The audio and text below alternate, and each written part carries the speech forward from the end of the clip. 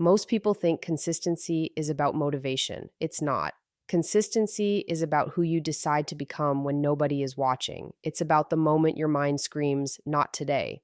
And you answer, I'm doing it anyway. If you've spent years starting and stopping, feeling guilty, restarting again, this is the moment you finally learn how to force consistency, even when you don't feel like it. Number one, consistency is a skill, not a personality trait. People often talk about consistency as if it's some kind of natural gift that only a rare few are born with. They look at disciplined people and assume they just have something I don't. But that's the lie that keeps you stuck. Consistency is not woven into your personality. It's not an inherited trait or a fixed part of your identity. It is a skill, something learned, practiced, shaped, and strengthened over time. When you understand this, you stop judging yourself for not being naturally disciplined and start training yourself to become disciplined through deliberate practice. Skills are built, skills are earned, skills grow the more you use them, and consistency works exactly the same way. The people you admire for being consistent weren't always like that. They just kept showing up long enough for the habit to become automatic. Most people fail at consistency because they're waiting to feel ready. They think they need a burst of motivation, a sense of clarity, or the perfect emotional state to begin. But skills don't grow under perfect conditions. They grow through repetition, through doing the same small actions over and over until they become part of your daily rhythm. Think back to the basic skills you've learned in life: reading, writing, speaking. You weren't good at them at first. You stumbled, repeated, failed, and tried again until your brain understood what to do. Consistency follows the same neurological pattern. The more you repeat an action, the more your brain accepts it as a routine.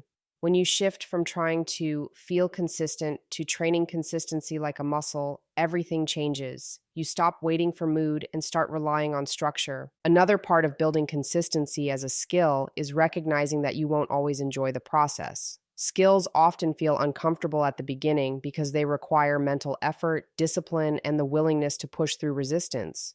But every time you follow through, you strengthen the mental pathways that make the next time easier. Consistency becomes less about motivation and more about conditioning, a form of self-programming. You are teaching your mind that when something is important, you show up for it. And the more you show up, the more natural it feels. That's how consistent people operate. Not from inspiration, but from trained behavior that no longer depends on how they feel in the moment. When you start treating consistency like a skill, you reclaim responsibility for your own progress. You stop seeing your failures as evidence of who you are and start seeing them as part of the learning curve. You no longer view yourself as an inconsistent person, just someone in the early stages of training a skill that will eventually become second nature. Number two, your environment controls your discipline. Discipline is often misunderstood as something that comes entirely from within, a kind of fierce inner strength that some people have and others don't. But the truth is far more practical.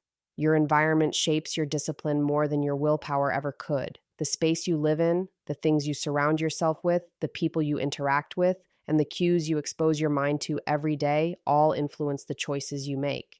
You don't rise to some ideal version of yourself. You fall to the structure of your surroundings. If your environment is filled with distractions, temptations, chaos, and noise, your discipline will crumble no matter how committed you think you are. But if your environment is intentional, supportive, and aligned with your goals, staying disciplined becomes almost effortless. You cannot expect consistent behavior from an inconsistent environment. And most people fail not because they lack discipline, but because their surroundings constantly sabotage them. Think about how easy it is to make the wrong decision when your environment makes it the convenient one. Junk food on the counter tempts you every time you walk by. Your phone within reach pulls your attention with every notification. A cluttered workspace drains your focus until your brain seeks escape. The environment shapes the path of least resistance, and your brain naturally follows it. That's why people who appear disciplined often aren't relying on raw willpower. They've simply structured their environment so the right choices are easier than the wrong ones. When your surroundings pull you in the direction you want to go, discipline stops feeling like a battle and starts feeling like your default state. You begin to realize that discipline is less about forcing yourself and more about removing the obstacles that trigger inconsistency. Changing your environment is not about making dramatic life shifts. It's about making small, strategic adjustments that set you up for success. Put the things you want to do in your line of sight. Remove the temptations that constantly derail your focus. Create physical spaces that match the identity you want to build. If you want to read more, keep a book within reach. If you want to work without distractions, keep your phone in another room. If you want to wake up early, set up your morning the night before. Your environment should act like an assistant, not an opponent. Every object, every sound, every habit-triggering cue should make the discipline choice the obvious one. When you build an environment that supports discipline, you don't have to fight yourself anymore. You simply follow the structure you've designed. Number 3, remove the choice. Remove the resistance. One of the biggest reasons people struggle with consistency is because they give themselves too many options. Every time you ask yourself, should I do this now? You create a moment of hesitation, and hesitation is the doorway to resistance. When you leave room for negotiation, your mind will always choose comfort over effort. That's the nature of the human brain. It is wired to conserve energy, avoid discomfort, and seek the easiest path.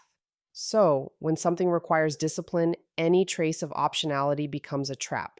You start debating with yourself. You start rationalizing the delay. You start promising you'll do it later when you feel like it, but later rarely comes.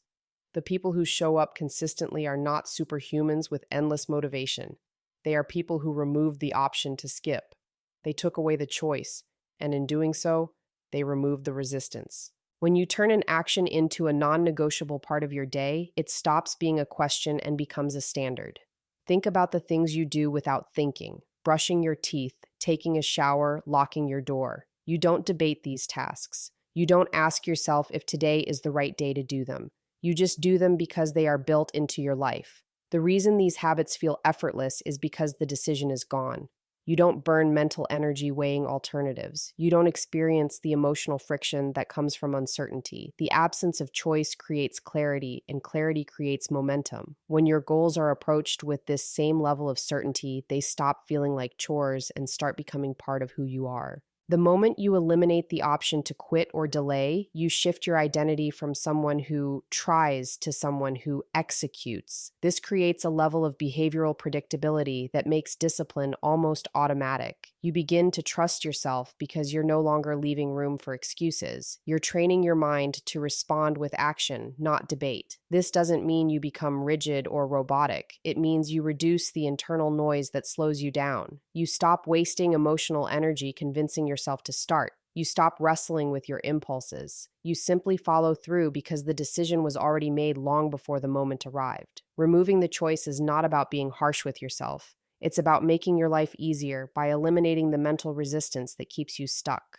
Number 4, identity comes before habits. People often try to build new habits without ever questioning the identity they've been carrying for years. And that's why their efforts collapse as soon as life gets stressful. You cannot build consistent habits if your underlying identity contradicts them. If you secretly see yourself as someone who always quits, someone who struggles, someone who just isn't disciplined, then every habit you try to build will eventually align with that identity. Your actions always return to the person you believe you are. Identity is the foundation. Habits are the structure built on top of it. When the foundation is weak or outdated, the structure will always crumble. This is why lasting transformation doesn't start with doing something differently. It starts with believing something differently about yourself. Before you adopt new behaviors, you must decide who you are becoming. The moment you shift your identity, your habits begin to follow. Most people make the mistake of approaching habits as tasks instead of reflections of self-image. They tell themselves, I want to work out, but deep down, they still believe they're someone who dislikes exercise. They say, I want to wake up early, but they still identify as someone who's not a morning person. These identities conflict with the behaviors they want to adopt, creating an internal war they lose over and over. But when you shift the identity first, when you declare, I am the kind of person who takes care of my body, or I am someone who shows up for myself every morning, your mind starts seeking evidence to support that belief. The human brain loves consistency between identity and action. It doesn't want to contradict its own story. So when you shift the story, your habits begin to naturally align with it. You aren't forcing yourself to behave a certain way. You're acting out the identity you've chosen. Identity-based change is powerful because it removes the need for constant motivation. When your actions reflect who you believe you are, consistency becomes effortless. You don't need to push yourself to write every day if you identify as a writer. You don't need to force yourself to live healthy if you identify as someone who values strength and longevity. Your behaviors become expressions of your identity, not battles against it. And this is where real transformation begins. Not when you repeat a habit long enough to change who you are, but when you decide who you are long enough for your habits to match that decision. When identity leads, habits follow naturally. Number 5, accountability makes consistency unavoidable. Accountability is one of the most underestimated forces in human behavior, yet it is one of the strongest tools you can use to make consistency almost inevitable. When you rely solely on yourself, you operate in a private world where no one sees your attempts, your excuses, or your lack of follow-through. This privacy is comfortable, but comfort is the enemy of discipline. When no one knows what you've committed to, quitting feels harmless. Skipping a day feels invisible. Delaying your goals feels like it has no consequences. But the moment you introduce accountability, the moment someone else knows what you're supposed to do, your behavior changes. You rise to the expectations you commit to publicly. You push harder when you know someone will ask if you followed through. Accountability creates pressure, but it's the kind of pressure that sharpens you instead of breaking you. People perform differently when they are observed, even subtly. This isn't a flaw, it's human psychology. We are wired to respond to social expectations, to maintain our reputation, and to avoid letting others down. When you bring someone into your goals, whether it's a friend, a mentor, a partner, or even an online community, you introduce a layer of responsibility that pushes you beyond your excuses. The fear of embarrassment, the desire to be seen as reliable, and the commitment to your own word all start working in your favor. Suddenly, the tasks you used to delay become urgent. The habits you used to abandon start to matter. You show up not just for yourself, but because someone expects you to, and that expectation fuels a level of consistency you may have never achieved alone. Accountability also transforms vague intentions into concrete commitments. When you tell someone what you're doing, when you set clear deadlines, when you track your progress and share it publicly, your goals stop being ideas and start becoming obligations. And obligations are harder to ignore than hopes. They bind you to action. They give your goals weight. They create a sense of structure that keeps you moving, even on days when your motivation disappears. This is why people who work with coaches, trainers, accountability partners, or tight-knit groups reach their goals faster. They are not just relying on self-discipline, they are leveraging external reinforcement. Accountability doesn't make you perfect, but it removes the freedom to hide from your commitments. It builds a system where consistency is not something you try to maintain. It becomes something you're required to live up to. Number 6, the first 5 minutes. Decide everything. Most people believe consistency is about finishing tasks, but the truth is that consistency is built in the first 5 minutes. Those first few moments determine whether you follow through or fall back into old patterns.